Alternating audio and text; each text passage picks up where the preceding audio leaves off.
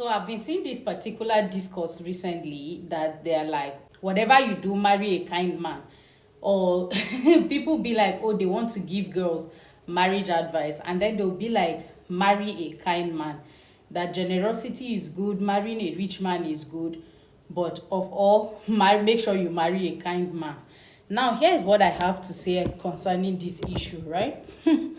As much as that seems like a really good advice, that seems like something really nice, but kindness, as much as it is an innate human characteristics, due to certain factors such as socialization, modernization that has brought about struggles and strife and certain things, people are like running on their not so natural programming.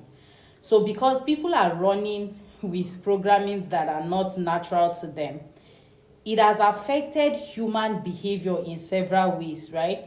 So aside from the fact that kindness is innate to humans, also bear in mind that everybody is not running from based on their original programming or on their innate programming, right? Kindness could be an acquired skill and it could be a learned skill, and it can also be a weaponized skill. That is something that you need to understand. People can weaponize kindness to manipulate a person.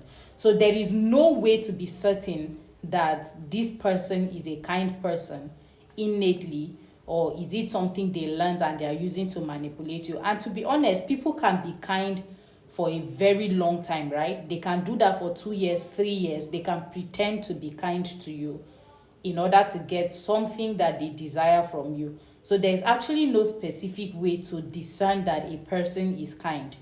Now let's go over to the conversation of kindness could be weaponized and kindness is not necessarily innate. It is of human nature to be empathetic, to be kind. But it is also possible for a person to suppress that part of them long enough to a point where they no longer relate to that part of them anymore.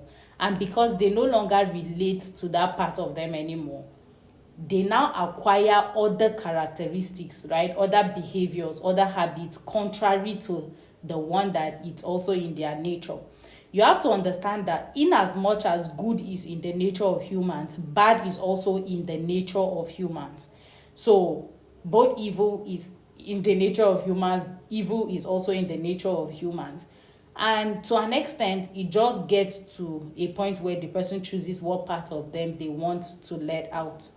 So a person can, what I'm saying with all these things is that when people acquire habits or they acquire characteristics, there are so many things that causes them to acquire those habits. For instance, family influence, societal influence, cultural influence, religious influence. It can cause them to either acquire kindness or to acquire evil. But the issue with marriage is that all these other factors influences how your partner sees you. And I think it is not an act of kindness, right? That is why I believe that the baseline of misogyny is believing that men are the head of families, men are the leaders of families, men are superior to women, those kind of arrangements. I do believe that that is unkind for you to tell a group of people that this other group of people, just because they were born male, because they were born with penises, it automatically makes them superior to this group of people, and say things like women are emotional, men are logical. Those are actually acts of unkindness. So, and to be honest, men in general believe these things and they run by these beliefs. So because they run by this belief, it is very difficult for women to actually know which of these men is actually not harmful or is unkind. Because generally, if a man comes to ask a woman out or is asking for her hand in marriage, there's no man who actually presents himself as being unkind. For the most part, men act like they are socialized to actually act predatory. So just like any predator that is after a target, is after a prey, they tend to disguise themselves. They tend to wear a mask, right? So they are always fronting that kind part of them. So I feel like for you to tell women that marry a kind man, I think it's dishonest to say women should marry a kind man, considering it's not like there's a blood test or a specific test that somebody can carry out to be sure that this person is actually kind.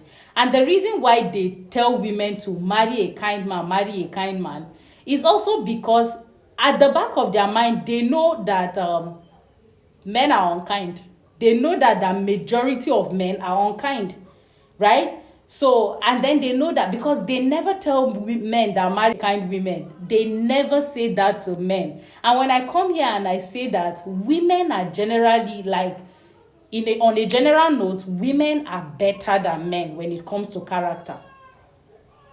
They argue with me here, but they actually come to tell women, marry a kind man, marry a kind man, marry a kind man. Why is that a message? It is a message because we all know that men are not kind. We just don't want to agree and come to that conclusion. So overall, I say this to tell you that even when you marry a kind man, there's still a possibility that that person can still abuse you. There is no recipe, or there is nothing that women in this generation or in the next or in the previous generation would do or would have done to avert abuse, because men are taught how to be violent, and they are taught these things from such a young age that it is almost impossible for them to cooperate and learn how to do better. Because consider it to be like language, right? Language is acquired most of the time. So when a child is born, the language that is spoken around them, right? And a child is able to acquire up to 8 languages before the age of 8. So consider kindness, violence, and all these things as languages. These are the languages that are spoken around this child. And especially when with men, right? When they speak these languages around men, they tend to be like, oh, that's normal. Those are the languages that they are supposed to be speaking, right? And the boy is seeing people that look like him speak these languages of violence, of kindness, all of them.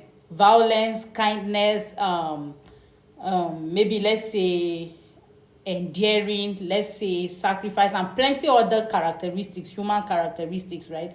They are displaying all these qualities in front of the person. So it's easy for the child to acquire all of these characters and begin to display them. And I personally believe that men have a stunted growth or stunted development, right? So they suffer from arrested development at a certain age. When they get to a certain age, it's like they are not mentally developing, so they never get to evolve, right? So because they are not evolving, they are not learning how to balance these behaviors, and the behaviors that they should make redundant forever, and the behaviors that they should also keep. Let's not forget, even though I also believe that violence sometimes is because of environmental factors, violence is not always a bad thing, but it should be kept redundant until there is a need for it. And by a need for it, it should be something that you can use like for your survival instinct, right?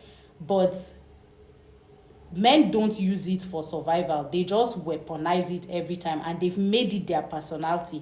So it is impossible to tell somebody to marry a kind person.